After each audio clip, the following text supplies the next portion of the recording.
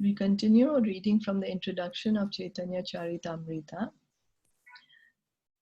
The subject matter of the Chaitanya Charitamrita primarily deals with what is beyond this material creation. The cosmic material expansion is called Maya, illusion, because it has no eternal existence. Because it is sometimes manifested and sometimes not, it is regarded as illusory. So Maya, this whole material world, it is temporary. We are here in this material world. That's a fact. Many people try to say that, oh, it is just, it doesn't exist. No, it exists. It exists, but because it has no eternal existence, it's not permanent. You know, our role in this body is not permanent. That's not who we truly are. Our real existence is in the spiritual world. For example, if we go on a stage, we are playing the part of some actor. Say I become, I have to play the part of a king. So I take on the dress of a king and I'm acting on the stage, but that's just a temporary part. At that time, I am playing the part of the king. I am on the stage, but that's not who I truly am. The act will finish, the play will finish. I have to change my costume and I have to come back home and I'll say, oh, this is me, you know?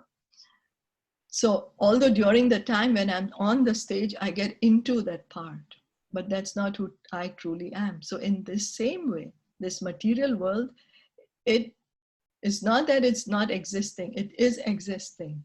We are here, but it is temporary. It's not permanent. And that's why it's called illusory, because it gives us that, because we get so engrossed in our play, and then we start thinking, oh yes, I'm the king. You know, I'm just thinking, yes, I'm the king while the time I'm playing the part. But everyone else knows that, oh, she's just acting. You know, she's not really the one. Does that make sense? Yes. So, but beyond this temporary manifestation is a higher nature, as indicated in the Bhagavad Gita 8.20. Parastasmatu bhavanyo avyakto avyaktat sanatanaha yasa sarveshu bhuteshu nashyatsu na vinashyate. Yet there is another unmanifested nature which is eternal and is transcendental to this manifested and unmanifested matter. It is supreme and it is never annihilated. When all in this world is annihilated, that part remains as it is. So beyond this material creation comes into existence for a certain time, then it is annihilated. Then again it starts, then again it's annihilated. But the spiritual world, it remains eternally. It's never ever annihilated. And once we go back there, we never come back here to this material world. And we are situated in our true identity. We do not have to keep changing our bodies there, because we are in our original, eternal form. So no need to change. The material world has a manifested state, vyakta, and a potential, unmanifested state, avyakta. The supreme nature is beyond both the manifested and the unmanifested material nature. This superior nature can be understood as the living force which is present in the bodies of all living creatures. So the material nature, the nature could be manifest at a particular time, or it could be unmanifest at a particular time. That's okay. But there is a living entity who is superior to this material nature.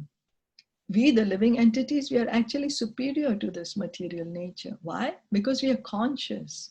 The material world, the earth, water, air, fire, ether, all this is not conscious. Anything that is conscious is the soul over here that we are interacting with. That's the soul. And of course, the super soul, the Paramatma is there. But we are so attached and attracted to this dead matter This illusory energy of Krishna is so attractive. We are so attracted by all the things, and we want to own as many things as we can. We want to be able to control as many as we can. This is all Krishna's inferior nature. We are actually superior to it. But because we think we are the body, that's why we are under the rule of this material nature. Sorry. The body itself is composed of inferior nature matter, but it is the superior nature that is moving the body. The symptom of that superior nature is consciousness. Thus, in the spiritual world, where everything is composed of the superior nature, everything is conscious. In the material world, there are inanimate objects that are not conscious. But in the spiritual world, nothing is inanimate. There, a table is conscious, the land is conscious, the trees are conscious, everything is conscious. Here, all these material elements that we are seeing, they are just dead matter. They are not conscious. Only conscious we find in this material world is the living entity, we. And the Paramatma, he is supremely conscious. And in the spiritual world, everything is conscious. Everyone is conscious. There is nothing which is dead matter over there. The spiritual world, there is no dead matter. There's no earth, water, air, fire, ether. Everything is Satchidananda. So there is water, but it is conscious. That is the inconceivable part. So somebody was trying to pick out some arguments. And so Prabhupada said, you go to Golok Vrindavan and then you can experience it yourself. It is not possible to imagine how far this material manifestation extends. In the material world, everything is calculated by imagination or by some imperfect method. But the Vedic literatures give real information of what lies beyond the material universe. So the scientists, they will write books that, they don't know exactly how many, for example, planets are there in this universe, how many universes are there, what's there beyond the material world, how does this material creation happen. They don't have that fixed. They do not have that, yes, this is how it happened. They'll say, maybe this is how it could have happened. But the Vedas, they have information. What is beyond this material world? They have information of the spiritual world.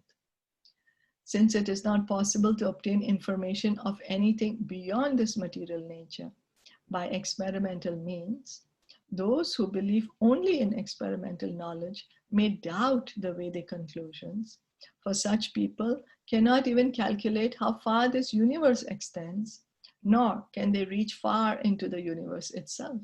So some people might say that, no, I need to experiment to understand the truth. I cannot just accept the authority of the Vedas. I'm not going to accept the authority of the Vedas. But they don't even know how great is this universe. They cannot do all this. So then how can they understand anything that is spiritual? That which is beyond our power of conception is called achintya, inconceivable. It is useless to argue or speculate about the inconceivable. For example, now if somebody who's not very educated, does not know much about science, and you tell them, there are these germs flying around you, and they say, I refuse to accept it. You are lying. I can't see it, and so you are lying.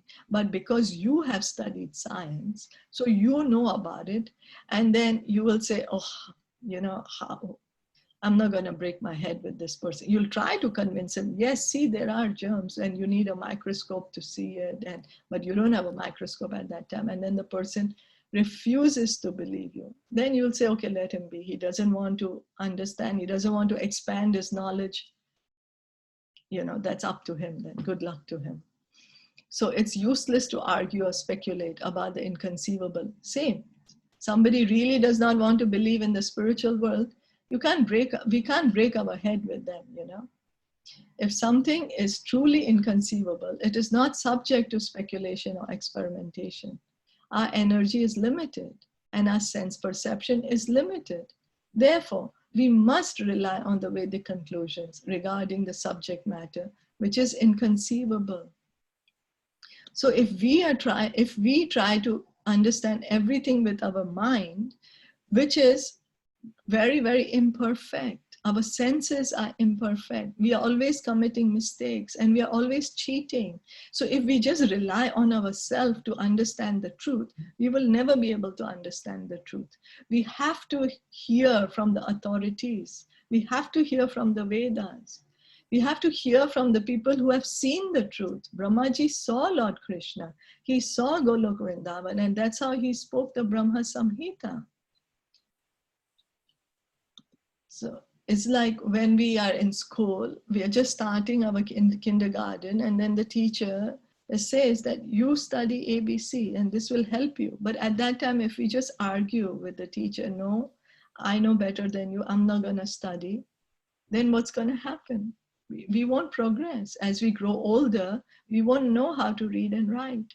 But if we follow what the teacher is saying, we accept her authority, follow, learn the ABCs. Then as time goes by, we will understand, oh, I can read and write and I can communicate.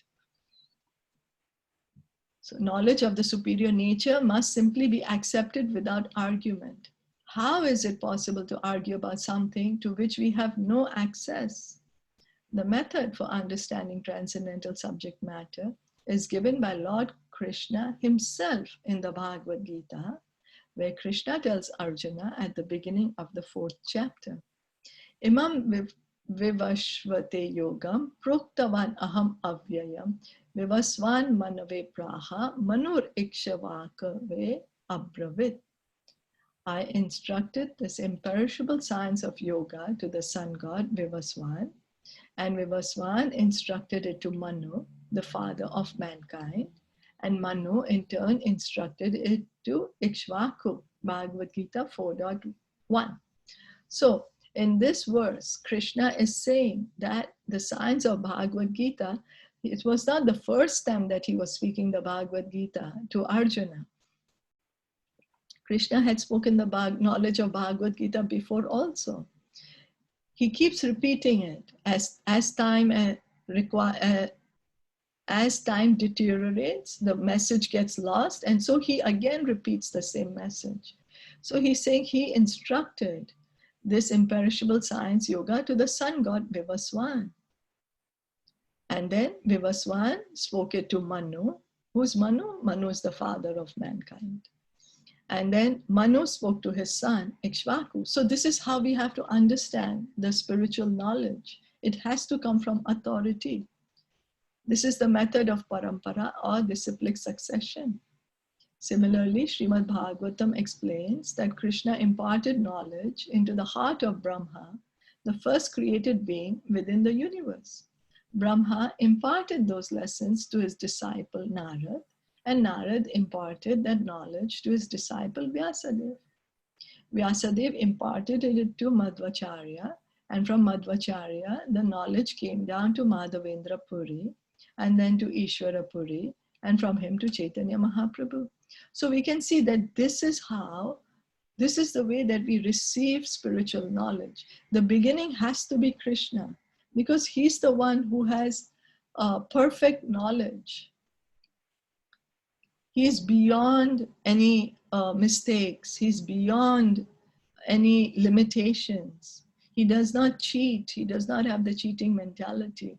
He has the full knowledge. And so he's the one who imparts the knowledge to a suitable person who's able to accept, who's able to receive that knowledge.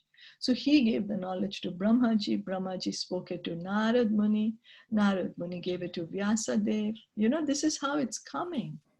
It has to come in disciplic succession. And then it came to Lord Chaitanya. Lord Chaitanya gave it to his followers, and then to Srila Prabhupada. And here we are hearing the same knowledge which Krishna gave to Brahmaji. So it is authorized, it is authentic. You know, it's not that we are just creating any knowledge by ourselves. If somebody wants to get a medical degree, he has to go to a medical school and he has to learn from the textbooks which are authorized by that board of medical, from the board of medicine. He has to read those textbooks. He cannot just make up anything else or pick up any other textbook which is not authorized by the board.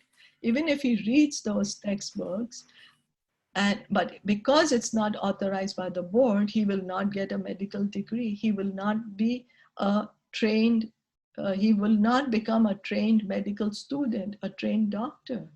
So all the effort that he takes is just useless waste of time. So we should hear the spiritual knowledge in the Parampara system so that we can understand it properly, because it is inconceivable. Is that okay?